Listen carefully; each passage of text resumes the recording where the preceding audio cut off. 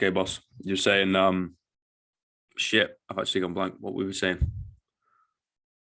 We were just talking about how, you know, the culture that you grew up in, that you came from, saying fuck was totally normal. And Mm, that no matter where you're at, no, not everyone's going to accept you for who you are and the way that you are and the way that you conduct yourself. And we were talking about before how we were both the kids in class that didn't raise their hand. Like we just, sit in the corner and pretend I'm not even here. Like yeah, yeah. just don't look at me, don't call on me type of people. And to go from that to you having your own podcast and having over 200 episodes and me having this platform of talking to thousands of people and being a coach and like being a leader, like it's amazing to see that transformation for both of us. And it Mm. is a very, very slow, painful process sometimes to step into this is who I am. And it's not easy, but we're just going to go with it. That I'm gonna jump into that point of the leadership, right? Because coming from the kid who was that shy, introverted, didn't wanna put your hand up, to now are in a position of leadership. Like we know as individuals, that's taken so long to get there, right? Just these painfully slow steps to get there, rather than just okay, yeah, fine, I'm now a leader, yeah, let's go, I'll put that hat on. It's like, no man, like that's just taken so long and so much work and time and energy, right? It's like, what's that like? Do you have to nurture who you are inside to kind of figure that out and spend some time on your own and nurture the inner child, so to speak? Or is now the personality that you are is kind of grown and evolved into this kind of extroverted leader? I mean, I wouldn't say I'm an extroverted leader. I think there are different types of leaders. I think oftentimes when we think of a leader, we think of the loudest person in the room and everybody knows that they're the leader. But I mean, I would say for myself, every day it's something of, yeah, I'm working on that inner child, that shy person, because ever since I can remember, when I was introduced, I was, this is Lynette. She's shy. Mm, That's my full name, Lynette. But people, that's how I was introduced, even by my parents. Like, she's just shy. She's shy. And so I took on that persona of I'm just a shy person, so I'm just gonna sit in the corner and listen. But I eventually learned about myself as I was put into leadership positions of different sorts that I am a natural leader. I'm just not the typical kind of leader. I think that the opposite spectrum is the type of leader that is very good at observing and is more of the quiet confidence type of leader that, it doesn't have to be the loudest one, but every once in a while it does have to bring the hammer down. mm, And so that's something that I've learned about myself, is that, you know what, I'm not shy. I'm not shy, but I'm very selective on the battles that I choose to pick and when I choose to raise my voice. And I think there's a difference between those type of leaders. And I think I'm the opposite spectrum of that that's leadership spectrum. that's so beautiful, like legit. And I would put my chips in the basket of, I reckon you're pretty self-aware too, right? Because you spent those years being the quote unquote shy kid, i.e. the kid that I would observe and would more than likely have a conversation in your own head and ask yourself those questions, right? So have the difficult conversation with yourself. So you figure yourself out. And once you've done that, you can then start to figure out other people. And Yeah. one of the qualities of a leader, right? Of, hey, sit down, figure out who you are first. Then you can kind of understand like the inner workings of human beings with complex things. And then once you kind of understand who you are, then you can then start to understand other people. But then, the extroverts among us would just be like, oh, no, she's just shy. Like, no, she's actually Yeah. working herself out. Yeah. It was kind of interesting. I was listening to this podcast actually a couple months ago about alpha females. And it talked about that, how a lot of alpha females, oftentimes we think of an alpha female as like the loud one, she's the alpha female, but then the opposite kind that's more calm and collected, but knows who she is and doesn't have a lot of friends and speaks her truth when she needs to. And it was like, holy shit, my mom's an alpha female, but she doesn't know that about herself. She just always thought, I remember she's always said, like, I don't have a lot of friends. Women don't really like me. I am just kind of a loner. And I don't know what's wrong with me. I don't know why other women don't like me. And I called her immediately and I was like, Mom, you're an alpha female. She's like, what are you talking about? And I said, you're just not the type of alpha female you think you are. Mm. You are the type that is intimidating in a quiet, confident manner. Like, you are incredible at everything you do. You put your heart into everything you do. You are kind to everyone. People feel like they can trust you and come to you. Like, you're a quiet leader. Mm. That is why you're an alpha female. You're intimidating in a different way, and you're also gorgeous, and other women are going to find that intimidating because they're insecure in themselves. So I think sometimes we become the person that we are told that we are from a young age. The labels that are put on us, we become that, and then over time we start to ask those questions of like, who am I really? Am I really this, or am I someone else? And then you start to unravel your true identity, but it is definitely a very slow unraveling. Yeah, yes, it is. You learn little parts about yourself every single day, right? And I love that alpha female analogy, because what I say to people is, if the queen, right, the queen of Britain walked into the room, would she have to tell everyone she's the fucking queen? No, because we all know she's the goddamn queen. You know what I mean? She doesn't have to say a word. Like, most of the time, we're taught the loud, the kind of confident, the puffed up chest guy, the one walking around with imaginary carpets, the lady who's always shouting is like, the alpha, so to speak, the confident one. But usually that's just insecurities projected out onto other people, right? So it's, instead of building up their building, they're tearing everybody else's building down. So then their building is the biggest one in the city. The quiet, the introverted, the shy ones that just kind of do their thing, observe, figure that out. They can start to understand other people because they've started to understand themselves. They're worried about building the biggest building rather than tearing everything else down. And they're, a fucking badass because they're quiet. And that's dangerous in a good way. That is very, very dangerous. When you were saying the analogy of the queen, it made me think of, the analogy of the lion. They're the king of the jungle, but an elephant is way bigger than them and could easily kill them with like one stomp of their foot. Mm-hmm. But they walk in such a way that everybody knows that they're the king of the jungle. Yep. They don't have to say anything. Everybody just is like, don't mess with them.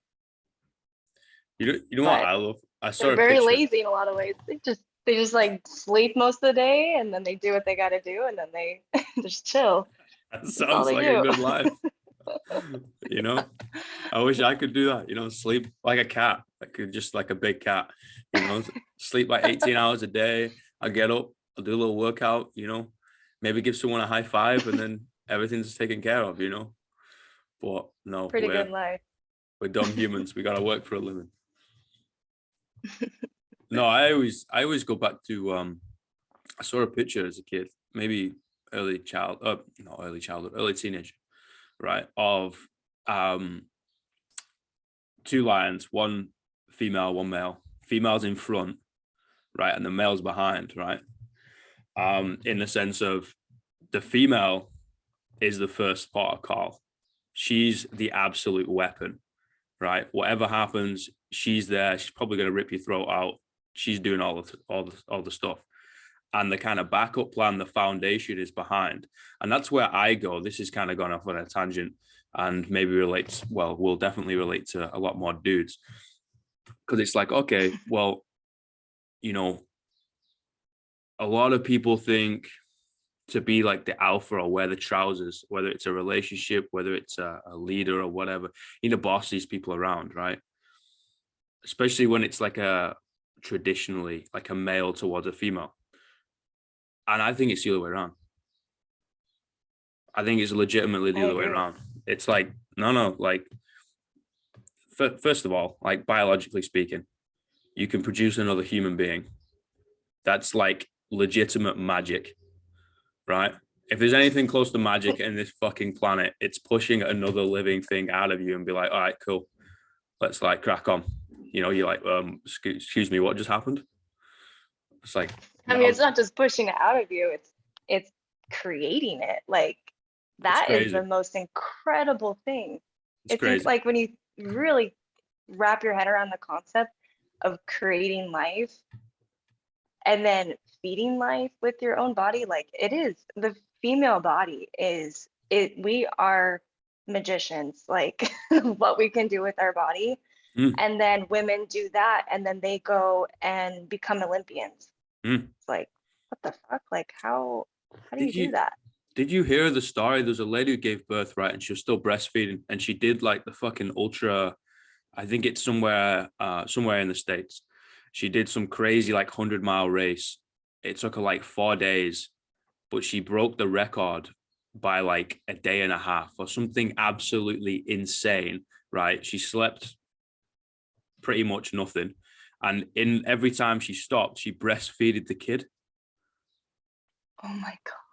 That is, I haven't heard that story. I'm obviously paraphrasing and Wow. I'm probably butchered the story, but you know, like biologically speaking, like obviously her body is like, oh my God, we got to keep this kid alive. And all the hormones and the HGH has gone crazy because she's still recovering and also needs to produce breast milk, which again makes complete sense. But to be able to do that, you know, having the mental toughness, never mind anything else. Okay, we're gonna take the mental toughness aspect. To be able to fucking do that is insane. That's magic. That's magic. And that's where I go to a Well, lot when it's in terms of leadership. I'm like, okay, cool.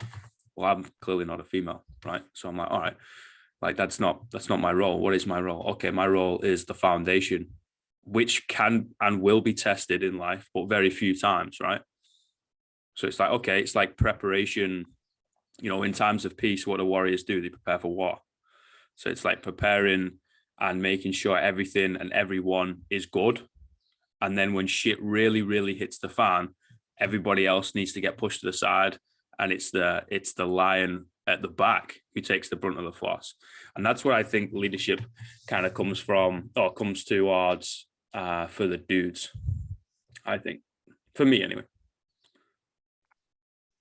yeah, I would agree with that. And I think it takes experiencing different types of leadership to figure out what kind of leader you are. Mm, And, I mean, I personally have had different types of leaders in my life, whether it be coaches or um, church leaders or teachers, professors, family, like they're all leaders in their own way. And you can look at it as an example or a leader, but I think an example is also a leader in its own form.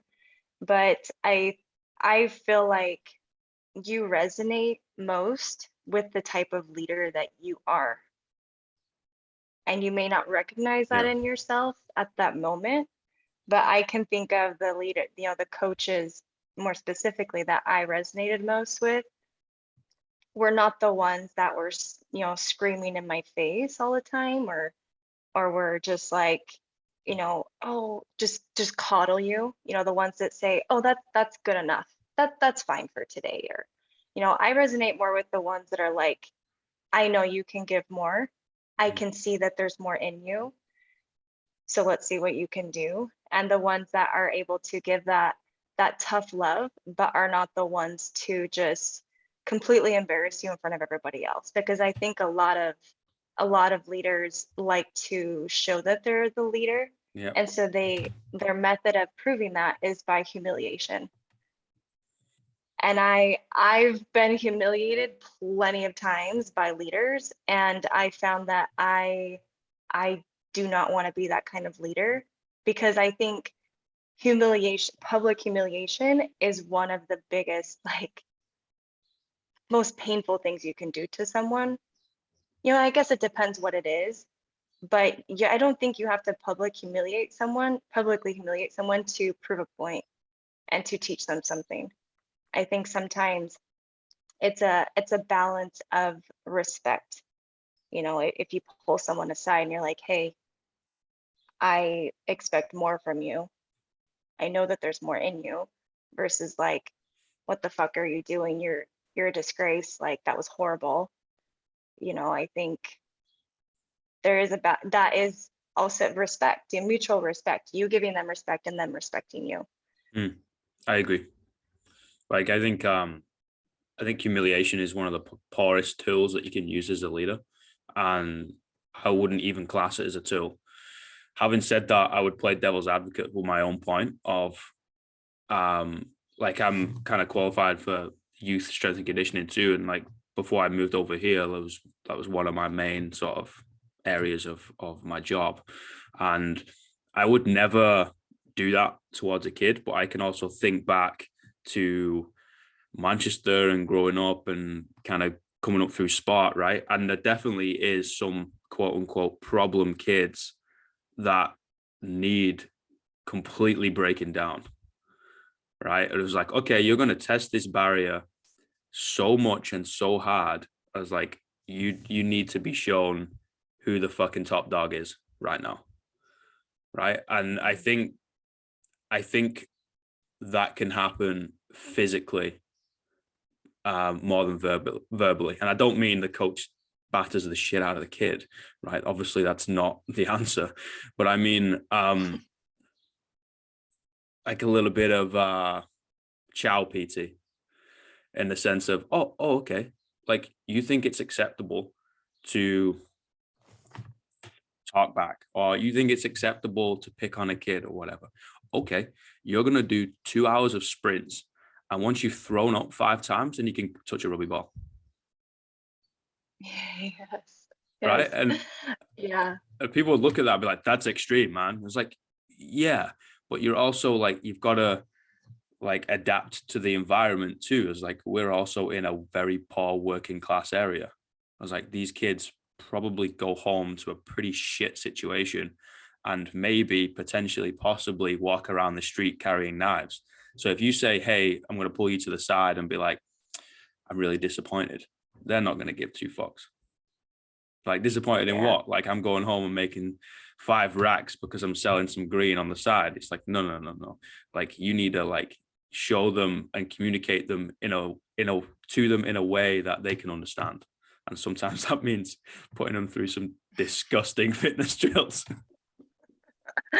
Yeah, I think that comes down to knowing your athlete, or knowing the person that you're coaching, because if you don't understand or know them well enough to know how they receive criticism, constructive criticism in that sense, because that is constructive criticism, because you know that they can do better, and you know that they need to learn some humility, and it's not to show off your ego. It's more so to be like, hey, I'm trying to teach you something and show you respect by showing up for you. You need to show up for me and show up for yourself and for everybody here, because rugby is a team sport, and it's not just about you. I think that's such a great example. That is one of the most biggest examples in a sport where you have to work together and you have to be on the same page. Because I mean, when I played rugby in college, it was like, if you weren't on the same page, it was just a shit show out there. Like, if one person wanted to go one way, one person wanted to go the other way, or no one had your back, and in a scrum, if no one has your back, you're fucked. Like, Mm-hmm. you're gonna get beat up, you're gonna get hurt. Like, and if you're running down the side, and no one's there to take out the girl in front of you, like, it's just, it's a mess. And I think that rugby, especially, you have to break someone down to become humble enough to allow them to trust each other. And I think that can go for a lot of areas of life, but going back to understanding your athlete or the person you're working with, you have to get to know them, because I think oftentimes coaches or leaders will try to use the same tactics on everybody. That doesn't work. Hell no. You have, yeah, no, you have to, everyone responds differently, and you have to be very aware of how each person responds. And some people may respond better to public humiliation per se, or some people might respond better to being like, "Yay, hey, come here, like, I gotta, let's talk this out, what's going on." And then some people, you might need to talk to their parents, and they might need to get that correction from their parents because they're not ready to listen to you. So I think that's a huge part of it too. It's knowing the person personally, not just what are their skills on the field. For sure. And that's knowing the person, who they are, right, comes from earning that respect, right? And that's what I try and get across to like young coaches is like, oh, okay, what, just because you turn around and turn up to a class, and if you turn and look at the whiteboard, you've got the word coach written on your back, they're supposed to respect you? It's like, no, you're a piece of shit right now. I was like, oh, that's a bit strong. I was like, good, right? You've got to earn their respect. Why? Because they're giving you their physical and mental health for 60 minutes, and they're placing it in your hand, and 11 other people in the room is doing exactly the same thing, right? I was like, oh, what do you mean? I was like, well, your title means jack shit. The textbook that you read, the qualification that you passed means jack shit.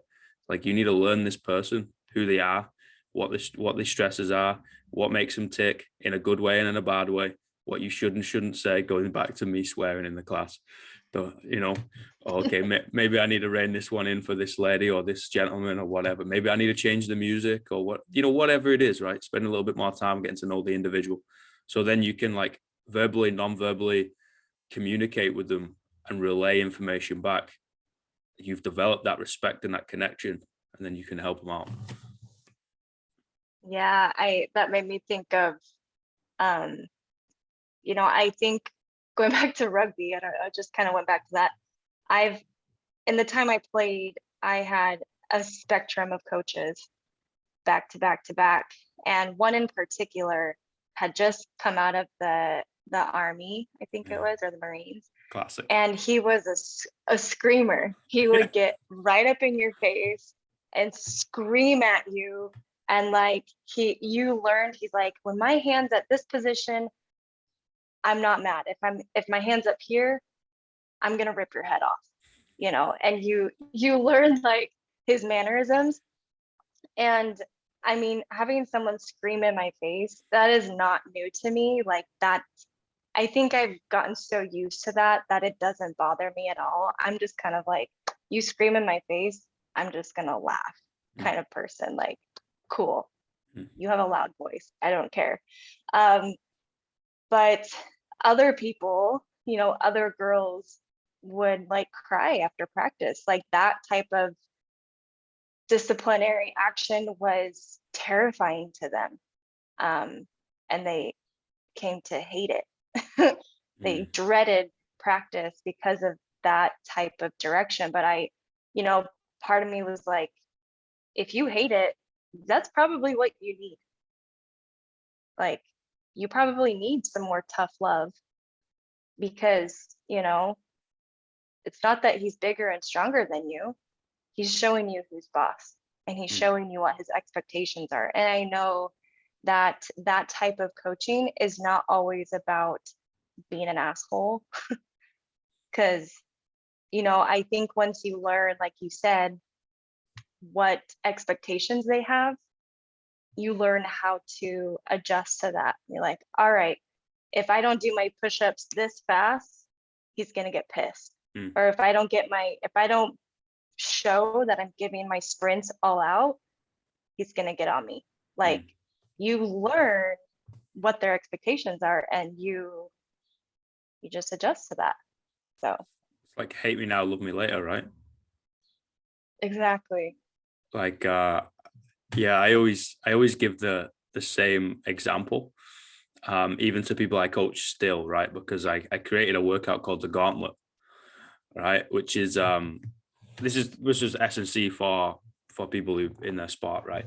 So you do 15 cals sprint on the assault bike, and then you push a sled 2 lengths, which was at the time it was what, maybe like 20 meters, right? Somewhere around there, give or take a couple of meters. And for dudes, it was 110 kilos. Ladies, it was 90 kilos, right? And you rest a minute, you do 3 rounds. That's it. And you're supposed to go hell for leather, right? So I constructed this youth CrossFit club program, basically youth S&C, because most of them were for doing that for the given sport. And I had this one lad, I can't remember his name. I don't know. He's like 16. He used to be like a national level rower. Like when I first met him, I was like, oh, okay, cool. He's got a little bit of a complex to him. What's going on? A little bit cocky for his boots. Thinks he's hot shit, right? I'm like, right, okay. And he turns up late. Turns up like 3 minutes late, 5 minutes late. It wasn't significant, but it was late, right? And he was the only one who turned up for that session that time. So I was like, right, fuck this guy. Right? I was like, kind of give him hell for leather. You're fucking late. Oh, but I don't give a shit. You're late, right? And I can talk to him straight. He's 16, so I can actually talk to him how I want to talk to him, rather than having a 9-year-old in the class and having to put everything in a flowery bunch and wrap it in cotton wool. So I was like, right, fuck it, you're gonna do the gauntlet. I was like, what's that? So we went through the session, coached him up, everything was fine. I was like, well, you were late. I promised you were going to do the gauntlet. I'm a man of my word. And he did 1 round, right? And then lay on his back, arms by his side, panting, and was like, I've never pushed so hard in my life. And I was just like, get up, you got 2 more rounds. But the reason why I like make the example is like, I kind of figured out that was what he needed, because he was just here with his mom. Like, I don't think he saw his dad that much. I was in a similar boat. I was never a national level rower, Jesus. But I was in a similar boat of I grew up with just my mom, didn't see my dad that much. And I was like, okay, cool. I see a lot of similarities in the sense of upbringing. But I can also see you could probably go down the wrong road here. I was like, all right. And when I left that gym. I went back to Manchester, and then I came over to New Zealand. He gave me a card, right? He wanted to come in and shake my hand before I left on my last day, and he gave me a card, and I read the card like in the card, and honestly, it brought me to tears. It was just like, thank you so much for showing me what I'm capable of, for teaching me so much. It was never like, thank you for the workouts, thank you for turning up and teaching me fitness or any of that. It was like, thank you for teaching me, thank you for pushing me, thank you for showing all these different aspects that they develop from training that isn't physical. And I was just like, you know what, that's what he needed. And sometimes you kind of see the way of coaching, you're like, that's way too much. You're like, okay, give it 3 months and ask them and see what they've developed into, right? And then he's like, never late. He's always on time. He's helping out like 9-year-olds who's in the class. He's like fucking 7 years older than him. He doesn't have to do that. He's helping him out. He's talkative. He's helping his mom out. I'd always take the piss out of him saying, have you brought your mom flowers? I was like, no, why would I do that? I was like, the reason why you have a life is because your mother go buy her flowers, and Yeah. he completely changed. He literally, like, my best example, because he turned from an arrogant little boy into a humble man in the space of like 3 months. That's amazing. I love that story. And you're right. It's not about the workouts. Like, at least like my favorite coaches, I don't remember the workouts. Like, I may remember like throwing up, but I don't remember what we did. And it's not about the physical part necessarily. It's about you were present for him. You waited around for him to get there, and you showed him that you cared about his potential by giving him that workout.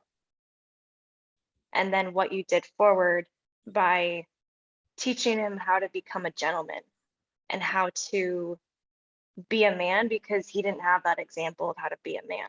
Mm-hmm. And that is more life changing than saying get on the line. Mm-hmm. Like, But I think, yeah, go no, ahead. after you. Oh no, I was just thinking of the example of one of my favorite movies of all time is the movie Miracle. It's that hockey movie where the US beats Russia at the Olympics. It was like way back, I think like the 90s or something. But I remember one scene where they lost one of their first games, and um, the coach made them get on the line and made them skate sprints on the ice after the game until they were all like on the ground. And he had the assistant coach blow the whistle, and he would say again, again, again, and they would just go and go and go until they had negative gas in the tank. They were just completely gassed out. And it's not because they lost, it's because they didn't give it their all. And that, lessons like that are not just about like making you stronger physically, it's about that mental part. You pushed him to a level that he had never been to before. And that is humbling. When you're pushed to a level that you've never reached before, it is so humbling. And at least from my own experience, like when you're pushed to a new level physically, all of your insecurities come up. When you're in a game where you're just gassed out, when you're in a race that you're gassed out, like all of those insecurities surface. And it becomes a mind game, because your body will go if your mind says, let's go. Oh yeah, you learn so much about yourself, and it becomes like a therapy, right? You kind of dig out those skeletons, and you're like, I need to use you right now because I'm spent. So sometimes I need to go dark, right? And something happened, some traumatic experience happened sometime, or some insecurity that was always been there for the longest time, as long as you can remember. I need to use you right now because, like, I need to get there. He's telling me one more, and I don't have one more physically, so I'm going to have to mentally put myself in that position and go there. And you learn so much about yourself. Like, you develop confidence. Goes back to that silent confident rather than like, I'm Mr. Big Show. I was like, no, I know my capability. And for example, a nightclub, right? Who are the lads that always fight? The people that are usually quite insecure, right? Yeah. Because if I'm insecure about my ability to protect myself and my people around me, I'm going to throw the first punch, because then I'll know I can get a cheap shot in and I'm already 1-0 up, right? Or if I'm like completely secure and like confident, I'm like, I can protect myself and I can protect everybody else around me. So I don't need to fight, because in that 0.0001% chance, there is no other way out, and you're backed into a corner and there's people around you and whatever. I was like, I'm going to be all right. So I know I'm going to be all right. So then I don't need to fight. Yeah, I think when you're confident enough in yourself, you don't have to throw the first punch. And I think that can relate to all areas of life, whether you're in a nightclub or it's something with family or with another woman. I think that oftentimes, one thing that I really just don't like is that oftentimes, you gave example of like men throwing the first punch, but like women can be so passive aggressive and verbally demeaning to each other. So they throw punches with words and avoiding you. And, I'm the kind of person, I don't know if it's because I grew up with a lot of brothers, but like, I'm more of like, just hit me and let's get it over with. Like, I don't want to do this nagging, like, he said, she said type thing. I just remember one time my oldest sisters were fighting, and my mom was better at dealing with boys than she was with the girls in my family. And she she just they were doing a petty fight, like girl fight, and my mom was like, what the hell, like just hit each other and get it over with. Like, and I still remember that. I was like, yeah, she's right, like just get it over with. But going back to the confidence thing, like when you know who you are and you know that you can protect your group and who you're with, like you're more of like the come at me, if you want to go, like come at me, but I'm not going to come at you Mm. because I don't have anything to prove to you. It's like the 50 Cent quote, right? It's like, I got no problem, but when people want a problem, I say no problem. I love that. I love You that. know, That's so true. it's have some confidence in yourself, and that comes from, yeah, okay, physical training, but I think it also comes from mental training too, right? And we're now gonna like kind of bleed off into another thing of like, who are you, right? What are your strengths and weaknesses? And if you know that, then no one can sucker punch you. No one can come round and punch you in the kidneys and be like, "Aha, I've got you, motherfucker." It's like, well, no, I knew that. What are you gonna say? Like, oh, okay, you had extra English in school. Yeah, well done, I did. Oh, okay, like you this, that, or the other. I'm like, well, yeah, congratulations. Like, I told you that. Like, what else? Bring it on. Like, what am I supposed to be, like some perfect fucking figure, like this euphoric, like just kind of being that's like, oh yeah, I'm perfect. It's like, so then I wouldn't be alive. Right. So if you know who you are and you've done that work, and you also do some sort of physical movement, so you know the capability or somewhat the capability of your body, fuck, you're a dangerous person. Very, very, yeah. I know, it made me think of like playing co-ed soccer with, men and women. Um, oftentimes the men think that, oh, I gotta go easy on the girls, I'm way bigger. Um, but going up against the guys never scared me. Like, I don't care if you're twice my weight, twice, a foot and a half taller than me. I don't care.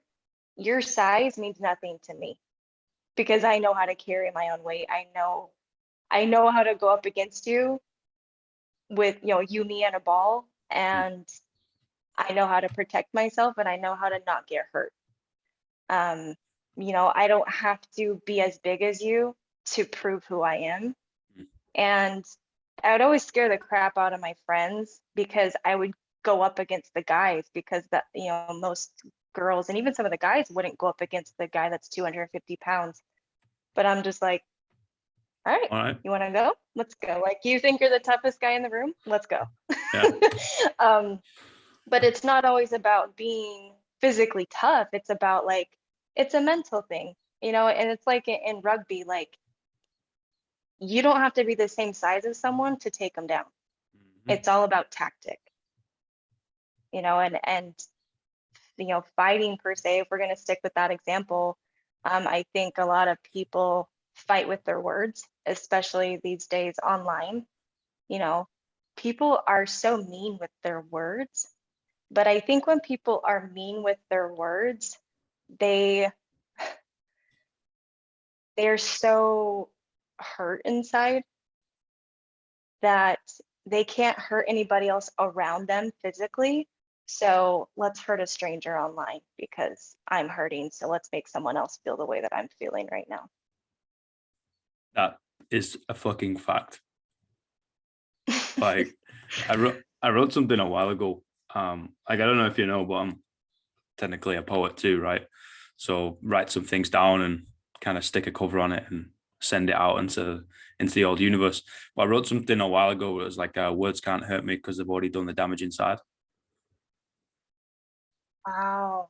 And that's I love exactly what that. it, thank you. That's exactly what it alludes to, of like, you know, the, like, say for example, I'm trying to rip you down, right? That those words are not going to hurt you because they've hurt me, right? Inside my head, it's just ripped me to pieces. And then vice versa, right? If you try and rip me down, you can say what the fuck you want about me. I whatever, I don't care. Like, I'll just kind of crack on and do my thing, right? But I know then that has come from something inside of you, and that's caused you a lot of pain. And Yeah. yeah, Misery loves company, right? misery loves company. Yeah. And I think, they say that healed people heal people and hurt people hurt people. And I mean, I agree, but also disagree with that, because I think there are a lot of us that are hurt that have not completely healed. Like, we're never completely healed. We all still have some sort of pain within us that has not been resolved. But I think it comes down to being like, all right, this is where I'm at right now, coming to the terms of like, this is where I'm at. These are the tools that I have. I can't control everything in my life, but I know what I can control. And, learning that everybody is hurting on some level, whatever it might be. And I think sometimes when we're hurting, we forget that other people are hurting too. But not everyone is vocal about their pain, whatever it might be. And a lot of people are vocal about it. And I think that when people are vocal about it, sometimes it's their way of healing, but also I think it is a cry for love on some level. But I think it takes a very hurt person to help somebody else who is hurting as well. I agree. I think it's because it's easier to cause pain than feel it, and if someone's hurting, like, the hardest thing to do is sit in that, right? And again, I'll draw the example of guys. I think all the problems in the world, if you kind of follow the river upstream, comes from a hurt boy. I think everything that is wrong on this planet comes from a hurt boy. If you follow it all the way up to its source, I genuinely believe that, because you're not, nothing is ever taught to, you're never taught to feel, right? You're never taught, one, it's okay; two, to understand what it is; and three, just to sit in it, right? You've got two options, which really you only have one option, because the second option is to walk away, and that's not an option, because then you're a bitch, right? So you've got one option, and that's rip its fucking head off, right? And then that obviously causes more pain than it fixes, and then that just spirals on and on and on and on and on. And I don't think that's a get out of jail free card for a lot of situations, but I think it's a kind of a theory as to why, and that definitely is true for me. Like, I got in a lot of fights as a kid, and I wouldn't say I had anger management, but I definitely had some sort of problem controlling aggression. Like, I had a big red button and it was very easily pressed, and the next thing you know, It was right here on your chest. was right there. People can literally just walk up to me and go, press, and that's it. I'm ready to, like, absolutely nail this person. And like everything else around, like, some men just want to watch the world burn type stuff. But that just came from a sense of fear. That came from a sense of never feeling safe. Came from a sense of feeling weak as piss. Came from a sense of feeling like I have to hold on to the world's pain and hug it rather than talk about it and open up. I was like, no, keep it all in type stuff. So I can relate to a lot of people like that. Trying Yeah, I to, think, sorry, go on. oh no, I was just gonna agree with you. I think men in general, starting from when they're boys, are not taught to do all the things that you were just mentioning. They're Mm, not given the freedom, the space to be able to feel what's going on inside them. And so they release it often, most oftenly in anger mm, because they're not allowed to, given the space to cry about it. They're not given the space to talk about it, to be open about what they're feeling. So they just release it in anger. And that's where I think a lot of the problem child things come from, especially in school, the kid that's always causing problems, they're hurting the most. And no one has said, hey, what's going on? Like, what's actually going on? Because I know, what they did was, not what actually made you angry. Something else made you angry.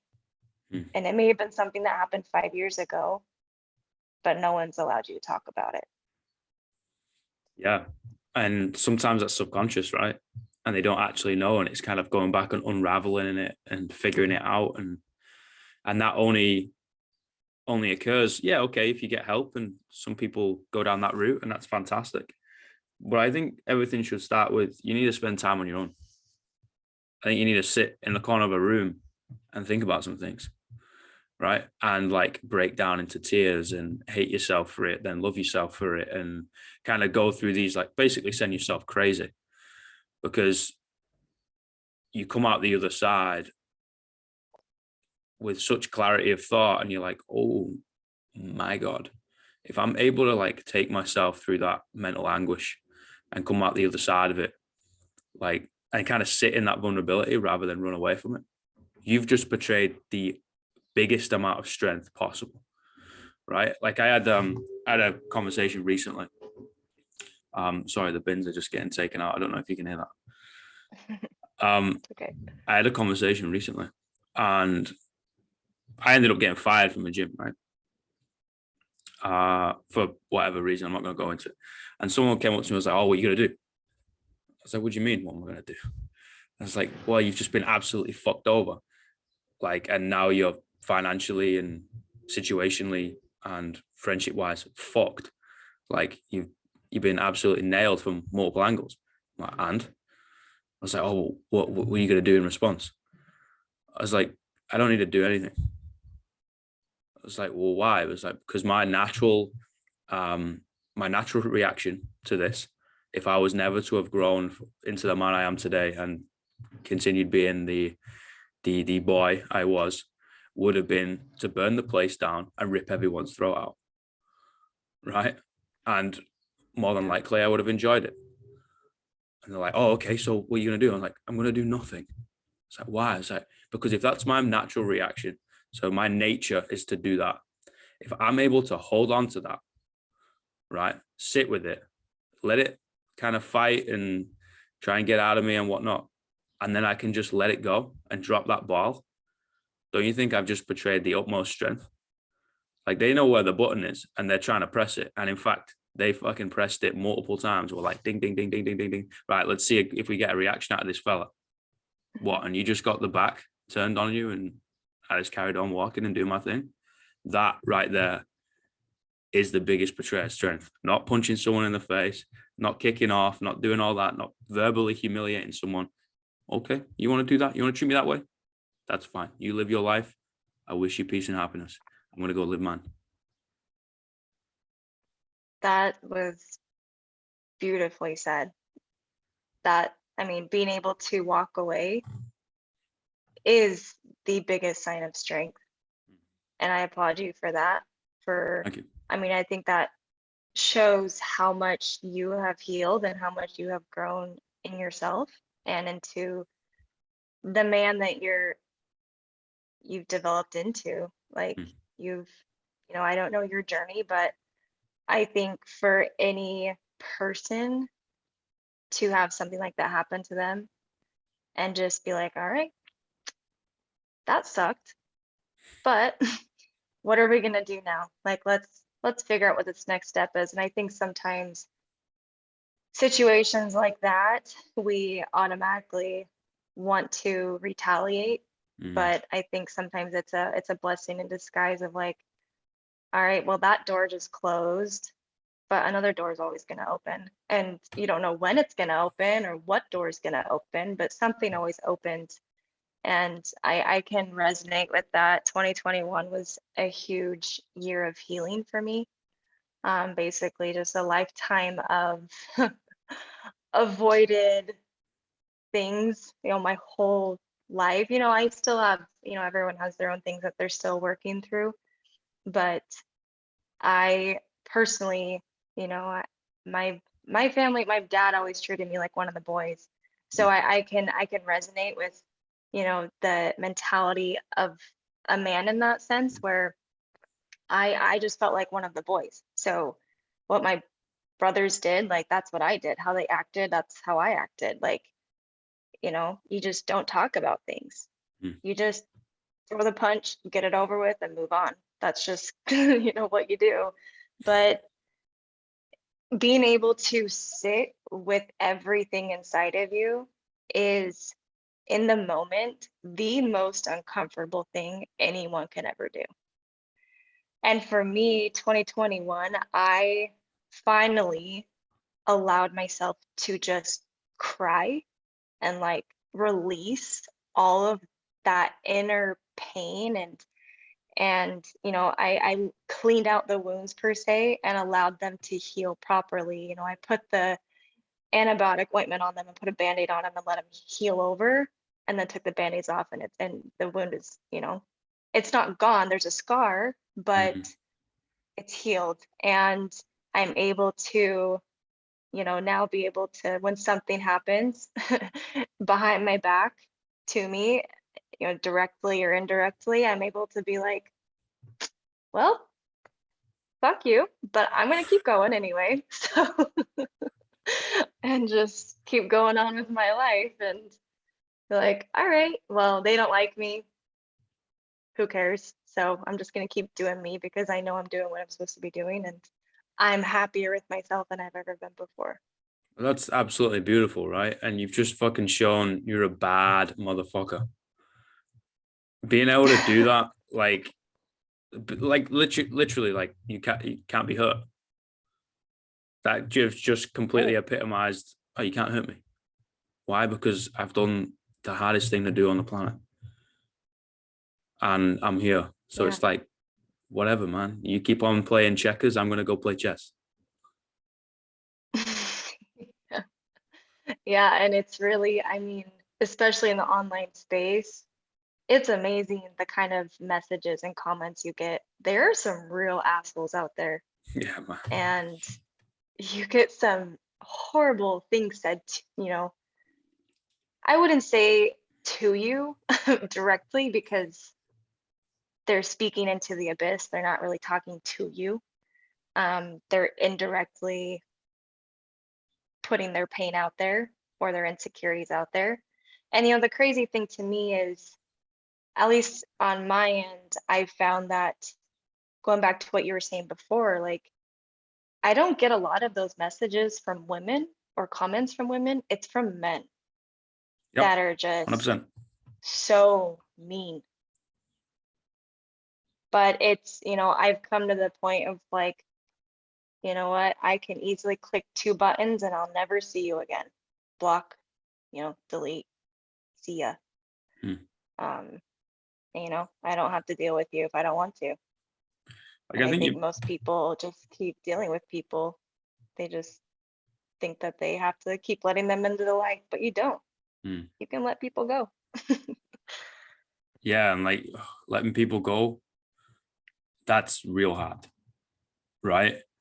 We're all alone in this together is a line that fucks me up because it's like we're we're all on individual paths, and some will run like touching each other for like 70 years and then we'll branch apart, and then some will kind of weave in and out, and others just will never ever ever meet.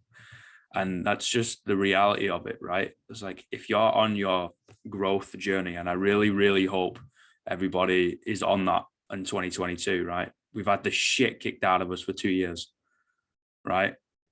Please just fucking do whatever you need to do to end up changing and growing as an individual, because that's the only constant in life is change. So just do whatever you need to do for that.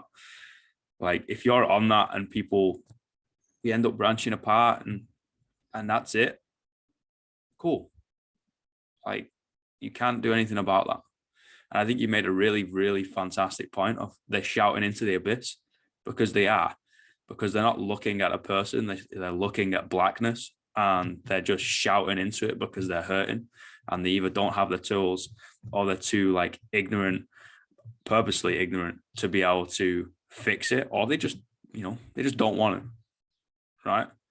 They're like, no, I'm all fine. I'm just this arrogant piece of shit who's fantastic, and everybody else is the problem in the world. I'm like, okay, good luck, right? It's like, that's it. They're shouting into the abyss, not shouting at you. They're shouting at this wall, which usually, if you start staring into the abyss for long enough, it starts staring back. And if it stares back, it's got your face, right? So they're hating themselves, right? And hate's a strong word, and I don't really like to use it, but they are hating themselves, or a part of themselves that they don't like, and they're just projecting it on you. And again, it goes back to my point of it's a hurt boy. I was like, okay, you're in a fucking 45-year-old body, right? You're in a really jacked body. You're in a tiny body. You're in this whatever. It's a fucking shell, right? I'm quite spiritual in this sense. Not like crazy, hairy, fairy, hippy dippy, but like pretty spiritual. And I'm like, okay, you're in this shell, whatever it is, right? But you're a fucking kid. You've got the emotional maturity of like a 7-year-old. I was like, well done, mate. You can drink and drive, you can gamble, and you can fuck legally, but you're also a 7-year-old in your head, or 13, right? Your only reaction of things is to fucking punch it in the face. Congratulations, you have one card to play in every single game, even when we're playing fucking checkers. I was like, well, you need a disc, mate, not a card. Oh, this is the only thing I've got to play. I was like, good luck. You can only play very, very few games, right? And I think it comes down to conversation. Everything starts with a conversation, right? Of, okay, let's open this conversation now. Like, yeah, okay, we can cast them out, right? We can cast lads out of saying they're the problem, blah, blah, blah. And I agree with you. And I agree with everybody who says that. I was like, I think they are the problem, right? I think men are the fucking problem. Yes, I agree on the most part. But also, like, if you turn your pitchforks towards somebody and be like, fuck you, you're the problem, the chances are they're going to pick up a knife and be like, well, fuck you, I'm going to defend myself. And if they pick up a knife, you're going to pick up a gun.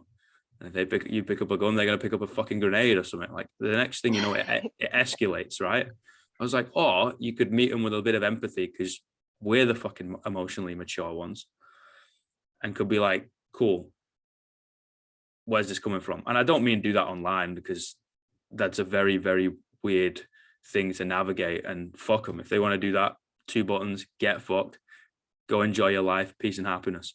But if it's like, if you have a child who's kind of going through that, or a mate who's kind of similar to that, or an acquaintance, or someone in the workplace, or someone that you kind of, rub shoulder to shoulder with, then yeah, just, hey, are you doing all right? Well, what makes you say that?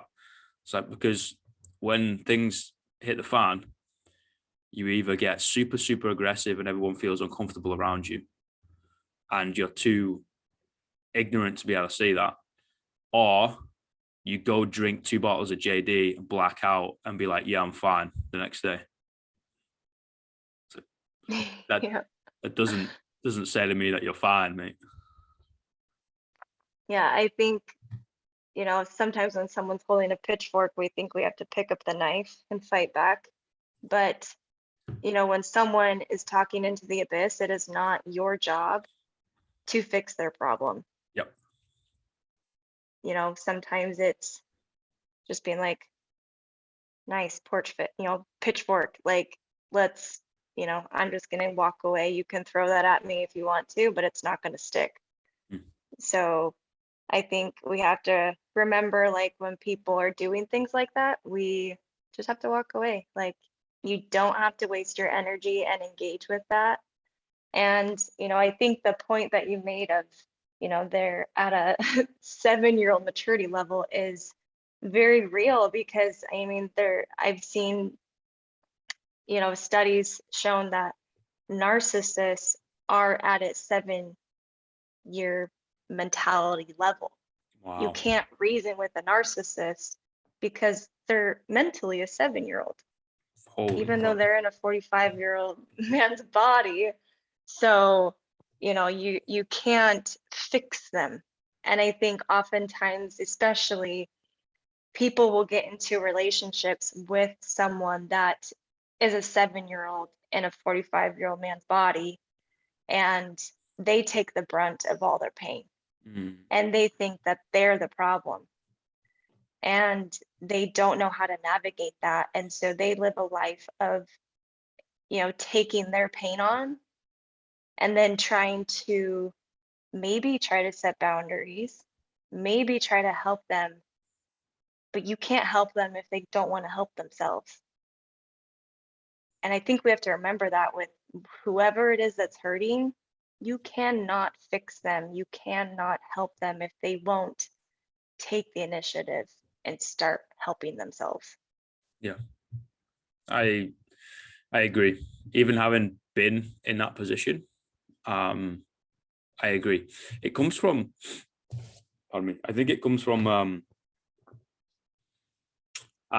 being really scared to trust a woman, right? And let me continue in the sense of um giving giving your all to a dude, right? And I'm talking like stereotypical traditional straight relationships, right? And I'd love to jump in a conversation with like non-traditional relationships, but I don't have any experience with that. So I'm just gonna obviously speak from experience.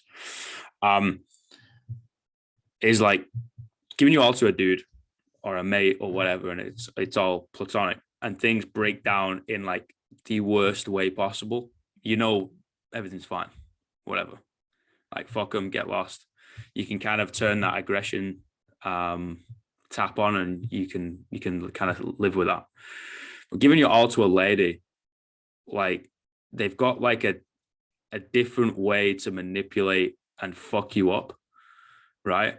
Because if you're like, okay, I'm going to communicate this to you of this is what hurt me from this. And you're midway through the journey, right? For a dude. And you get a lady who's not kind of on that journey. And then she'll use it to manipulate you, right? I think that for a lot of men, I don't think most men, because I think most men aren't doing it, right? Not yet. But I think for a lot of dudes, that's where the silence comes from, because they're scared of being seen as the fucking weak one, or manipulated, or hurt more, right? Or like, okay, I'm gonna take that pain and kind of bottle it up, and then I'm also gonna like put lighter fluid in it, set it on fire, and throw it back at you, and be like, well, fuck you, right? And I think that's where a lot of guys kind of struggle, because they're in that fear factor of like, oh, I'm not quite sure, and that just hinders things, because then from the female perspective, right, it's like, oh, he's not fully in, it must be this, that will pull on her insecurities, that will pull on her past things, and again it just spirals. So I think dudes are got to take the initiative and the fucking first step and be like, look man, sit in the corner on your own. I think everyone should, but again, I'm going to fire this at dudes. Sit in the corner on your own, figure out who the fuck you are, don't ever fucking forget it, commit to a journey of growing, because that's what we all do in life. You're going to change, get used to it. And then once you've done that and kind of know your initial reactions and stuff, communicate it to those people around you, and everyone else who doesn't want to join you on that level, they can go fuck themselves. Yeah, I think one of the biggest problems in relationships is unspoken expectations. Ooh, And damn. well, I think that along with that, we we want something from someone, or we want them to treat us a certain way. But at least from a female standpoint, like, I don't want to have to teach a man how to treat me. Mm. Like, I'm not your mother. I should not teach you to open my door to, you know, whatever it might be. I mean, I could list up examples, but I'm not here to teach you how to be a gentleman. Mm. I'm here because I want to be here, not because I have to be here. I can leave anytime. Mm. But if you're, I think oftentimes, they say it's 50-50. Well, you know what? Some days we are not at the capacity to be able to give our full 50 or our full percentage into our relationship because we have to work on ourselves. And I think sometimes we have to allow that space for each of us to focus on ourselves. I think in relationship there's this false concept that we have to do everything together. We're best friends, we have to do everything together. No, you don't. You need space to be able to be yourself Mm-hmm. and do things that make you happy, because there is no perfect relationship where you agree on everything, you have the same interests, the same like capacity of interest and all the same things and the same background. I think we forget that we all come from different places, and we all have different experiences and things we have to heal from. And Mm. sometimes the things that we have not healed from spill over into our relationship.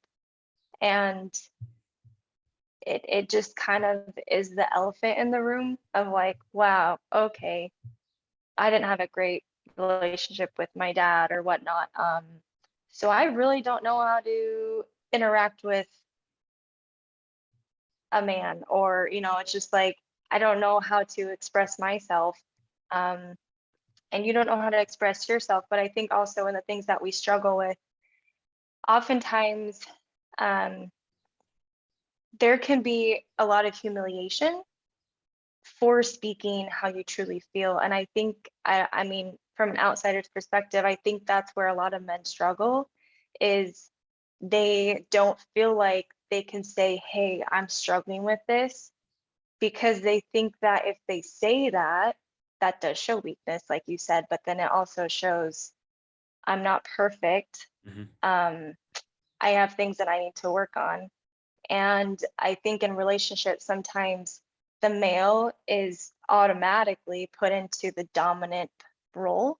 But I think it's a balance. Like, I don't think the man can be, you know, in the dominant role all the time. I think sometimes the woman has to take on the dominant role too. And like, we have to help each other out, because being in that dominant role all the time is exhausting. Mm. And we have to help each other out. Yeah, I think so. Like being living creatures, we should have, going down the spirituality route, of both masculine and feminine energies, right? We should have those qualities rather than just like, I'm a man, I do this. So I was like, well, then you're going to be so one-sided. You're only ever going to be able to relate to like a specific amount of people. Like the relationships, the communication, and the partnerships that you're going to be able to create on this planet is going to be so limited. Or you can like learn both sides, right? And even if you don't want to adopt that role, but if I learn more like female energies, way of thinking, etc., etc., etc., don't you think you're going to be able to create a stronger relationship down the line, even if it's just a friendship, right, or a business partnership, or whatever, towards male female, because you understand what's going on. You can be empathetic rather than just, nope, I'm this one thing, fuck everybody else, I'm right, like I'm this hard as nails like individuals. Like, well, no, you're just an arrogant twat.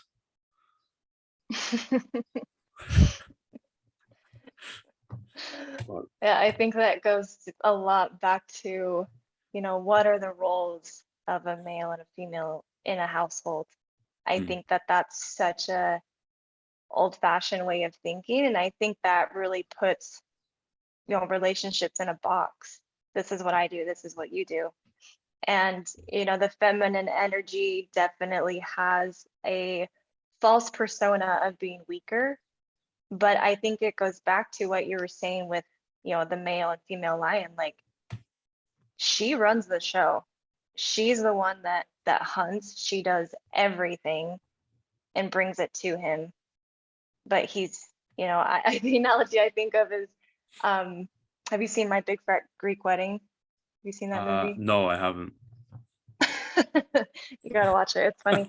But Okay. in there, the mom's talking to her daughter, and they're trying to convince her dad about something, and the mom says, "He's the head, but I'm the neck, and I can turn the head any way I want." So, so not to like I control him, but it's the neck is more powerful than the head. Yeah. I mean, without it, the head's fucked. Can't do Well, anything. the other way around too. But I think it's an important point to say, like, these aren't set in stone. Like, it can work the other way around too, in the sense of the female could be the head and the male could be the neck, and it could be the other way around, and that's just kind of like individuality, right? And kind of acknowledging that we're all on individual paths, and all it is committing that those paths are gonna stay together and go side by side rather than interlock. You're not walking the other person's path. No, you're walking yours. You just kind of like got your hand stretched out and holding on to them. And yeah, okay, if that breaks off for a while. But at the same time, you are still an individual, and whatever works for those two people works for those two people, right? There is no one size fits all for this thing. Like, we've all got differences. We've all got different traumas, ticks, positives, negatives, strengths, weaknesses, all that, likes, dislikes. And it's like, okay, how does it work for you guys? Oh, it works this way. I'm like, fantastic. I hope you're fucking happy. There is no one size fits Yeah. all. Figure that out. Have that conversation. Yeah, there's not one size fits all. I think that's the huge reason why there's so many different types of relationships these days. And I think in any relationship, that open-mindedness is really like the center Yeah. of relationship, is being open to the person and what they're going through and what their future holds, and being there for them. Because people, they say people can't change, but people can change, and they have to be willing to do the work on themselves. So I think sometimes when a relationship ends, we feel like a failure because it didn't last forever. And you know what? People change and situations change, and you ultimately, like you said, are an individual, and we can't, you know, call ourselves a failure just because something didn't last forever. Once you said forever, hold on. I wrote it down this morning as I was kind of doing my morning routine shit. Where did I put it? I can't find it. It was something like, forever is often promised from an impermanent feeling. Wow. Right. Yeah. And I think we're different every day. Right? Like, we're so stuck. We're so stuck in our fucking ways, like, as humans. And I think we've all been guilty of it. Of like, no, this is who I am. I adopt this role and whatever. I'm like, you're building a faulty foundation, because inevitably you're going to change, because we're organic. That means we adapt, and then eventually we're going to die. So we are going to change, right? That's just the nature of life. And if you're always adopting one role, then you're going to get this like disconnect and like kind of conflict going on within yourself, because you're playing a role that is no longer you. So kind of acknowledging the fact of, okay, I'm different to who I was yesterday. I'm going to learn the lessons that and decipher the code I had from yesterday to then apply it to today. And tomorrow I'm going to do the same thing with today for tomorrow, and just kind of adopt that process rather than, oh no, this is, stuck in the ways who I am. Like, I think that would cause, you know, so much less conflict, right? Okay, I made the decision yesterday, and I was fine with it, and today I'm no longer fine with it. Okay, cool. Let's work with that. Let's like play the hand we're dealt. We're dealt a set of cards every single day. Yesterday, I got dealt a fucking ace and a jack on suit. Pretty good hand. Today, I get dealt a 2-7 offsuit. Pretty shit hand. It's like, just fucking play the hand you dealt and don't be stuck in your ways to change. Yeah, I mean I think sometimes we play the victim and say, oh, it's luck of the draw. Mm. But I think it's sometimes what you do with it, what you do with the hand that you have. Because who knows, the person next to you may have a way shittier hand than you do, but you don't know. And you just can't judge the back of the card because you can't see what's behind that, on the other side of that card. But I think being able to accept that and realize that, every day is a different deck of cards, or a different hand dealt to you, requires a lot of humility and vulnerability. And I think those are two things that we all struggle with, because in the world that we're in, humility and vulnerability are often displayed as weakness. And we don't want to appear weak. And so we pretend that we have the full flush and just, fake it till you make it, which sometimes works, but I feel like you can only fake it for so long before they figure out your true colors. Agreed. Oh, all right. I've got 3 questions. I've kept you long enough. I know you're a busy lady, so I'll get on with the 3 questions. First one is, what's the greatest piece of life advice you've ever received? Oh, that's a good one. One that has always stuck with me. This is from a friend that she'll forever be one of my best friends. I used to nanny for her, and she told me one time, you are stronger than you think. She told me that when I was probably 14. Yes, and miss. that has always stuck with me. And when I'm in the crucible of like a marathon or something horrible like that, I literally say that to myself out loud. I look like a crazy person because I'm talking to myself. But when when you are hurting everywhere in your body, I just say, you're stronger than you think. You're stronger than you think. And I just repeat that to myself over and over again. And eventually you believe it. Yes, you do. You got to be able to manifest it and put it out there, and you'll end up following it, right? You'll end up becoming it. Yeah. That's powerful. All right. Question 2. What's the worst piece of life advice you've ever received? So probably,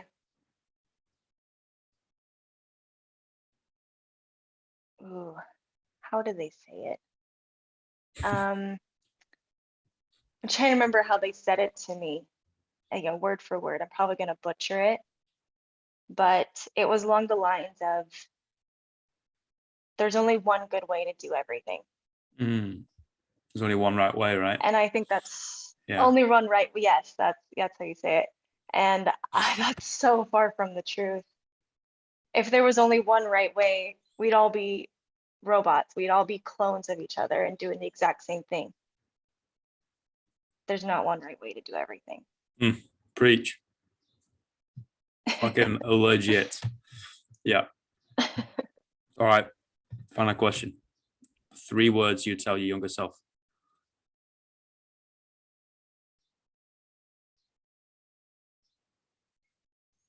Um, 3 words. The one that popped in my head is 4 words. So I'll allow you to have 4 do it words. anyway. Do it anyway. Oh, that's powerful. Because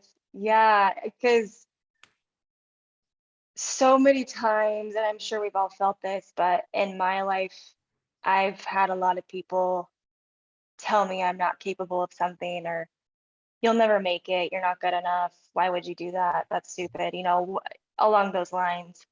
And, when you are an insecure, shy, as they, called me, little girl, you believe everything. You're Mm, like, okay, yeah, you're right. Um, but I so many times did not listen to that inner voice of fuck, I'm do it anyway. mm, And there's always kind of that lingering, I wonder what might have happened if I just went for it and didn't listen to them. mm. But you know what? I think sometimes you have to learn to find your inner voice and not listen to everybody else's opinions, because everyone's going to give you an opinion no matter how old you are, or what, even if you've made it, whatever you however you want to say it, everyone's going to give you advice. So do it anyway. I mean, it's only an opinion, right? It's not fact. You don't have to do it. Take it or leave it. Yeah, and I think some of the biggest influencing type people in history, they've gone against the grain. That's Yeah, how change is made. yeah, So if they listened to everybody else, change would have not happened.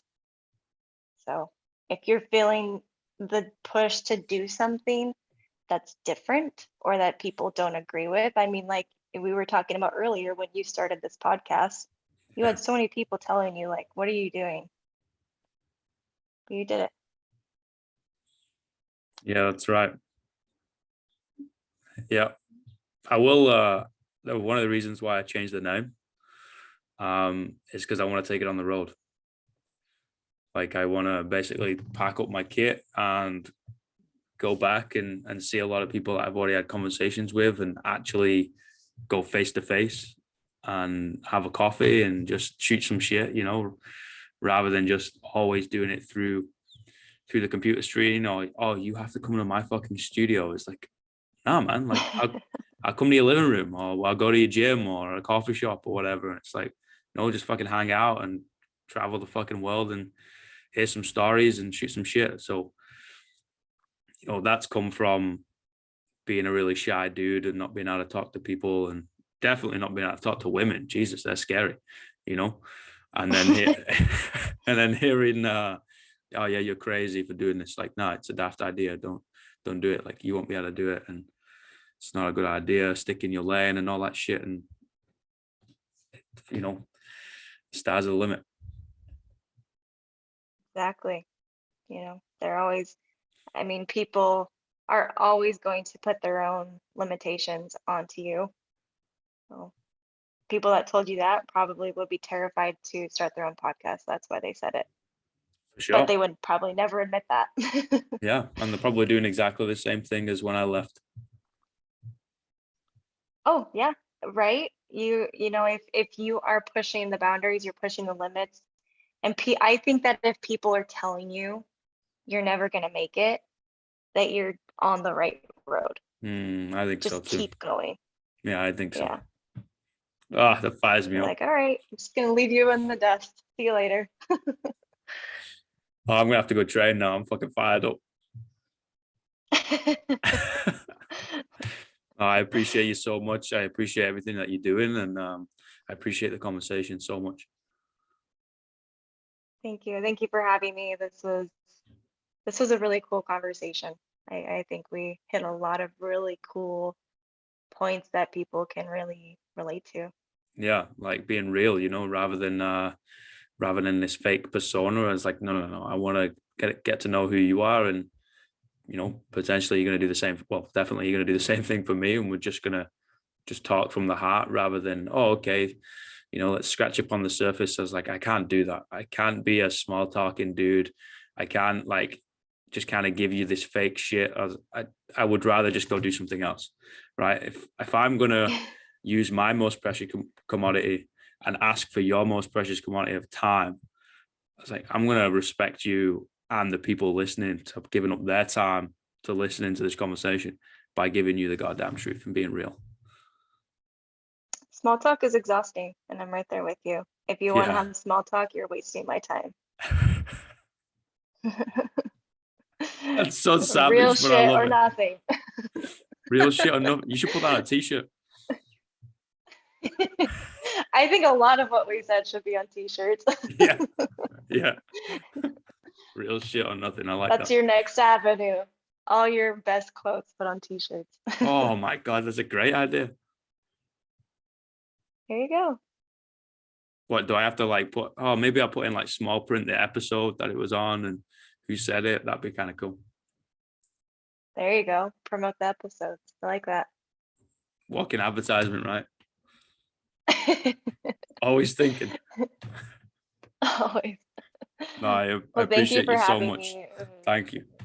Yeah. You know, and if you ever want a holiday and you're somewhere like floating around the bottom right hand corner of the world, like, and obviously if I'm still here or if I'm not still here, like enjoy the country, like, you know, hit me up and we'll grab a coffee sometime. All right. I'd love to. All Thank right. you. Sounds good. Thank you very much. Have a cracking day. Bye.